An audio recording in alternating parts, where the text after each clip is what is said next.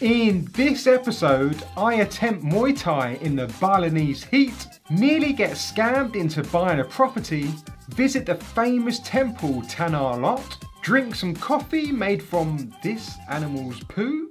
Yes, I'd said that correctly, the poo from this animal. Yeah. And parley the night away at Finn's Beach Club.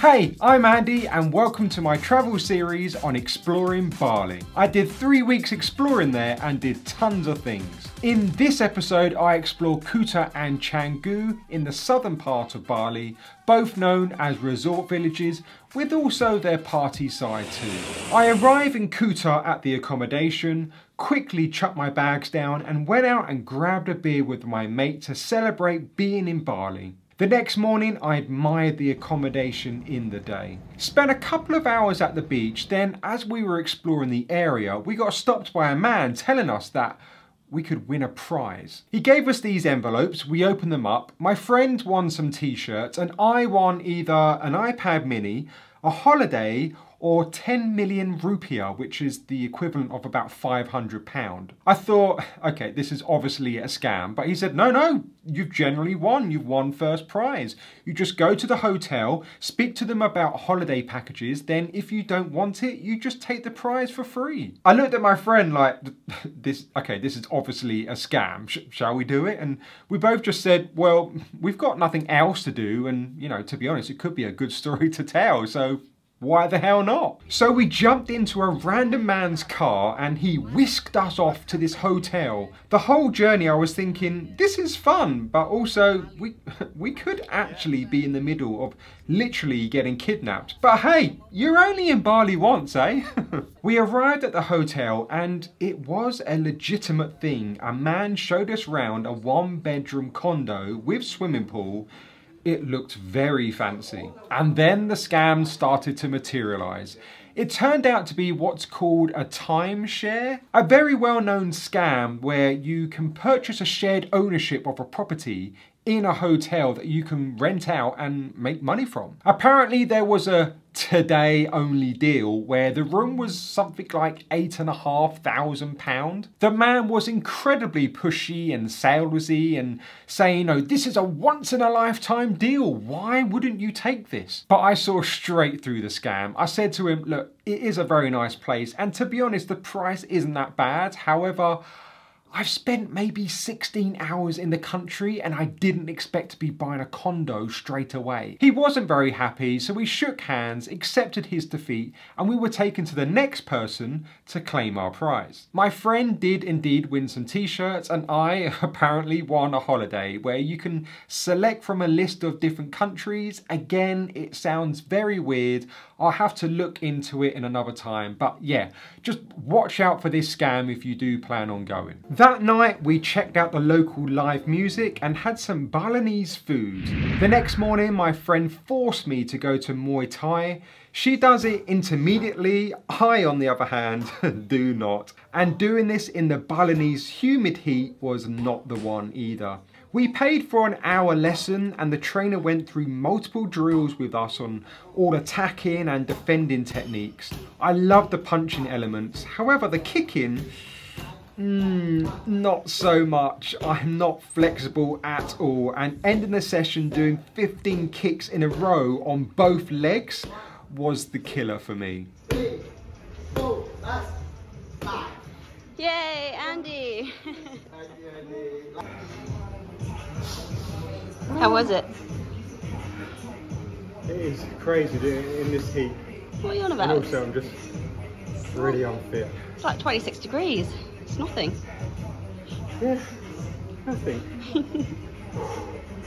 Thankfully the hell was over, so we drove to Canggu to explore the area and grab some food at a cool cafe where I filled up on protein shakes and a poke bowl. We then checked out the second beach. Kuta's beach was a bit dirty and now Canggu was, well, a bit dirty too, and greyish sand, which I'm just not a fan of.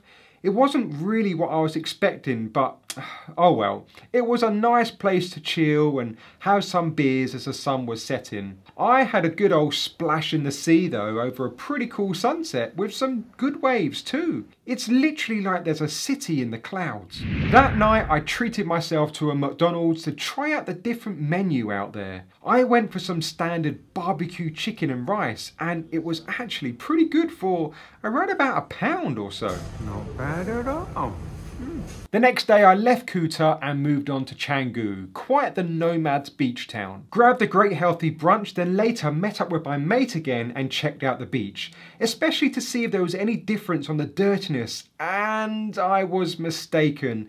Still a bit non-pleasant looking. However, upon walking the beach we came across this mammoth group of dogs. I was a bit hesitant approaching at first, wasn't sure if they were wild dogs or a gang of people who met up with their dogs. Turns out I was completely wrong. They were actually this Italian woman's dogs, who I think had a dog shelter, and these guys were the dog's carers. She had tons of them just all freely roaming this part of the beach, and they were all calm and were having fun too. They just followed her literally wherever she went. I then decided to make my way back, and then all of a sudden a downpour happened and I got caught in it. Only for a short while though, but you can see what a quick downpour looks like when the streets just flood. That night was a little chance to check out the nightlife, so started off at a really tasty sushi place and then went to a cool speakeasy called the Shady Pig. Was a job to find at first. You had to know a password to get in and provide using the telephone, but as it was my first time, they just let me in. It's the first time come.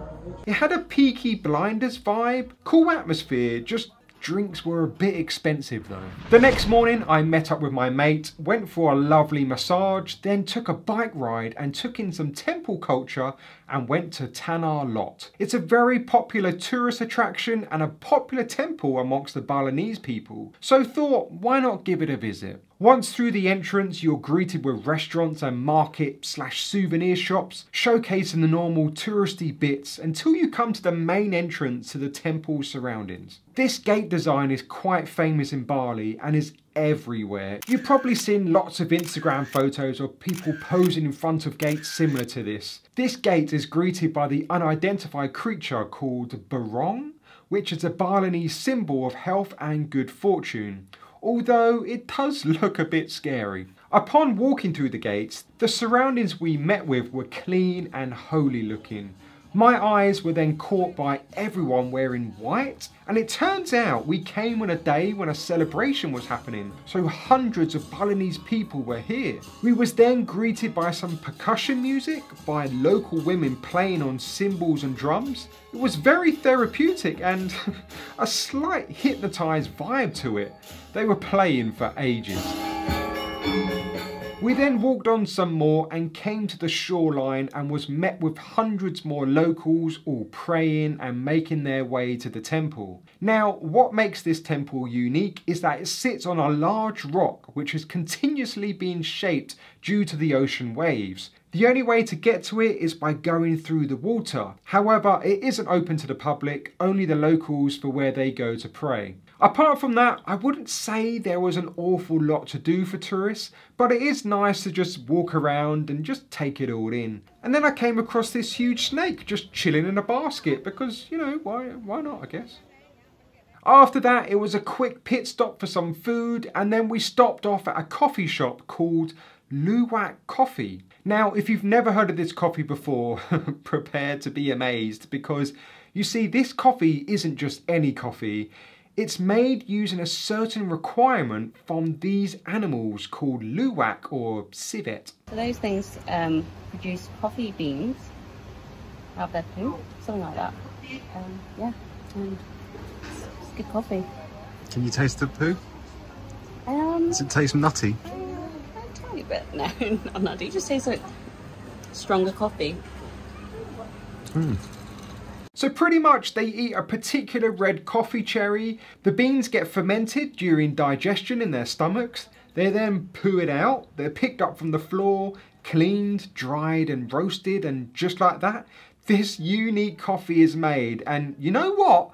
It actually tastes quite nice. It was then back on the bike to head home and chill before having another night out. We had a spot of pool at my hotel before heading out to the very popular Finn's Beach Club. A cool beach club by day, then converts to a nightclub, well, at night. You can of course go swimming here, chill on the many sofa beds, get drinks or just dance the night away. During the day it can be a bit pricey here, especially to hire a sofa bed, so best to do it with a big group of people to split the cost. But at night it's free to enter. We had a few cocktails and shots of the good stuff, tequila. I got a tad tipsy and just danced the night away on the dance floor. It was definitely a fun night. And that's the end of my time in Kuta and Canggu. In the next episode, I head to Ubud, where I try my hand at eating some exotic fruits, go to a monkey zoo and watch monkeys playing with themselves, cool down and visit some epic waterfalls, and sit in a bird's nest. So, edge of your seat action. Thanks for watching and I'll see you in the next one. Bye!